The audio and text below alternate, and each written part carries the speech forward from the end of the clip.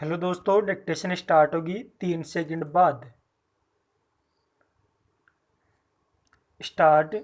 महोदय, भारतीय स्त्रियों की स्थिति अन्य कारणों से कहीं अधिक दहेज प्रथा से प्रभावित हुई है। विराम। दहेज के कारण जहां स्त्रियों की सामाजिक हीनता बढ़ी है, वहीं दूसरी ओर नवविवाहित स्त्रियां सताई भी जा रही है। विराम। शिक्षित परिवारों में पुत्री के जन्म पर खुशी नहीं होती, बल्कि इसे दुर्भाग्य ही माना जाता है। विराम। इससे स्त्रियों का सम्मान घटा है और भविष्य अंधकारमय हुआ है। विराम। भारतीय मुसलमान समुदाय में दहेज का प्रभाव तेजी से बढ़ता जा रहा है। विराम। यहाँ तक कि स्त्रियों और संपन्न मुस्लिम परिवारों में भी प्रतिष्ठा के प्रतीक के रूप में दहेज का प्रचलन अपनी जड़ें जमा रहा है। विराम। इस संबंध में यह उल्लेखनीय है कि पवित्र कुरान में दहेज का कोई जिक्र नहीं मिलता है। विराम। इस्लाम के वैवाहिक नियमों के अनुसार निकाह के बाद पति द्वारा पत्नी को आर्थिक सुरक्षा के रूप में मेहर दिया जाता है। विराम। लेकिन शोध से पता चलता है कि मुस्लिम समुदाय में मेहर की राशि तो कम होती जा रही है और दहेज जैसी कुप्रथा बढ़ती जा रही है। विराम। यह अत्यंत खेदजनक है क्योंकि अशिक्षा, आर्थिक पिछड़ापन, प्रथा प्रथा आदि कुप्रथाओं को ढोने वाले मुस्लिम समुदाय पर दहेज प्रथा का और लद जाना अभिशाप ही है। विराम। प्रश्न यह उठता है कि कुरान में दहेज का जिक्र न होने पर भी इसका लेन देन किस आधार पर शुरू हुआ। विराम। अधिकांश भारतीयों के दृष्टिकोण से दहेज का धार्मिक औचित्य है। विराम। इस संदर्भ में हजरत मोहम्मद की पुत्री के निकाह का उल्लेख किया जाता है। विराम। उनकी पुत्री हजरत फातिमा का जब हजरत अली से निकाह हुआ तो विदाई के वक्त उन्होंने गृहस्थी जमाने के लिए दैनिक उपयोग की मिट्टी की कुछ वस्तुएं तथा खजूर की चटाई एक दूल्हा दुल्हन को दी थी। विराम। ये केवल 6-7 वस्तुएं उस काल में जीवन निर्वाह के लिए आवश्यक थी। विराम। हजरत फातिमा के निकाह के समय मोहम्मद साहब द्वारा दी गई इन्हीं वस्तुओं को भारतीय मुस्लिम समुदाय दहेज कहता है, और दहेज का लेन देन करना चाहता है क्योंकि यह भी मान्यता है कि मोहम्मद साहब के कार्यों को दुलारने से व्यक्ति पुण्य का भागीदार बनता है। विराम। परंतु वे लोग इस संबंध में यह नहीं समझते कि मोहम्मद साहब ने तात्कालिक समस्या को हल करने के लिए सामान दिया था, क्योंकि उनके दामाद विवाह के पूर्व उन्हीं के पास रहते थे। विराम।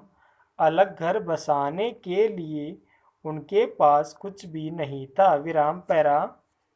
इसके अतिरिक्त जब मुसलमानों ने भारत में प्रवेश किया तो उन पर यहाँ की संस्कृति का प्रभाव पड़ा। विराम। उन्होंने देखा कि यहाँ कन्या के विवाह के समय उन्हें काफ़ी दहेज दिया जाता है। विराम। यहाँ की संस्कृति के कुछ अंशों को अपना लेने में उन्हें कोई हानि प्रतीत नहीं हुई। विराम। इस प्रकार मुस्लिम समुदाय में दहेज प्रथा का प्रचलन भारतीय संस्कृति के प्रभाव से यही आरंभ हुआ। विराम। मुसलमानों ने यहाँ प्रचलित दहेज की तुलना भी हजरत मोहम्मद द्वारा अपनी पुत्री के विवाह के समय कुछ सामान देने से की और उसे न तो गलत माना और न ही इस्लाम के विरुद्ध। विराम। वे भी कुछ न कुछ वस्तुएं आवश्यक रूप से लेने लगे। विराम पैरा महोदय, प्रारंभ में यह स्वैच्छिक था और न ही दहेज में अधिक रकम दी जाती थी। विराम जो भी वधू पक्ष द्वारा अपनी हैसियत के अनुसार दिया जाता था उसे वर पक्ष द्वारा स्वीकार किया जाता था। विराम शादी के बाद दहेज को लेकर कोई समस्या नहीं होती थी। विराम परंतु आज स्थिति इसके विपरीत है। विराम वर पक्ष द्वारा दहेज की मांग अपने अधिकार के रूप में की जाती है और अधिक से अधिक दहेज मांगा जाता है। विराम पवित्र कुरान में दहेज का कोई स्थान न होते हुए भी व्यवहार में मुस्लिम समुदाय में दहेज की क्या स्थिति है, यह जानने के लिए इंदौर व भोपाल की मुस्लिम महिलाओं का अध्ययन किया गया। विराम सन 1991 की जनगणना के अनुसार भोपाल में मुस्लिम परिवारों की संख्या 28,177 है, जिनमें 89,986 स्त्रियां हैं। विराम इंदौर में मुस्लिम परिवार 14,610 है, इनमें स्त्रियों की संख्या 50,598 है। विराम जनसंख्या में परिवारों की संख्या के अनुपात के आधार पर इंदौर से 175 परिवार व भोपाल से 325 परिवार लॉटरी प्रणाली से चुनकर प्रत्येक परिवार की एक स्त्री को अध्ययन के लिए चुना गया। विराम साक्षात्कार अनुसूची के आधार पर किए गए अध्ययन के अनुसार इंदौर व भोपाल की मुस्लिम स्त्रियों के विवाह में दिए गए दहेज की स्थिति स्पष्ट होती है। विराम तालिका से स्पष्ट है कि दोनों ही शहरों में स्त्रियों के विवाह में दहेज दिया गया। विराम कुल 500 महिलाओं में से 96% महिलाओं के विवाह में दहेज दिया गया। विराम इनमें इंदौर की 86% व भोपाल की 97% महिलाओं के विवाह में दहेज दिया गया। विराम परिवारजनों की हैसियत के अनुसार दहेज सामग्री में कपड़े, बर्तन,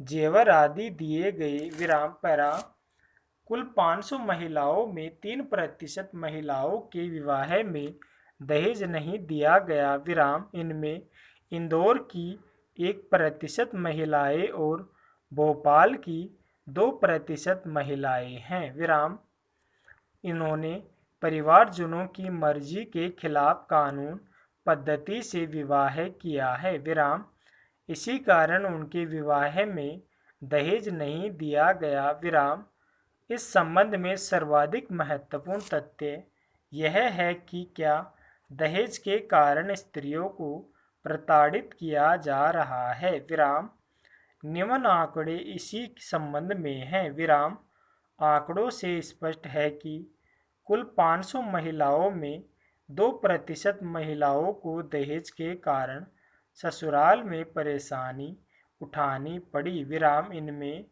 इंदौर की 1% और भोपाल की 2% महिलाएं हैं। विराम इंदौर की तुलना में भोपाल की महिलाओं को कम परेशानी उठानी पड़ी। विराम इसका कारण शिक्षा और आर्थिक आत्मनिर्भरता है। विराम कुल 500 महिलाओं में 97% महिलाओं को दहेज के कारण ससुराल में परेशानी नहीं हुई। विराम इनमें इंदौर की 96% व भोपाल की 97% महिलाएं हैं। विराम स्पष्ट है कि मुस्लिम समुदाय में इस बुराई की अभी शुरुआत ही हुई है। विराम आयु के आधार पर बनाई गई तालिका से स्थिति और अधिक स्पष्ट होती है। विराम कुल 500 स्त्रियों में से 2% महिलाओं को दहेज के लिए परेशानी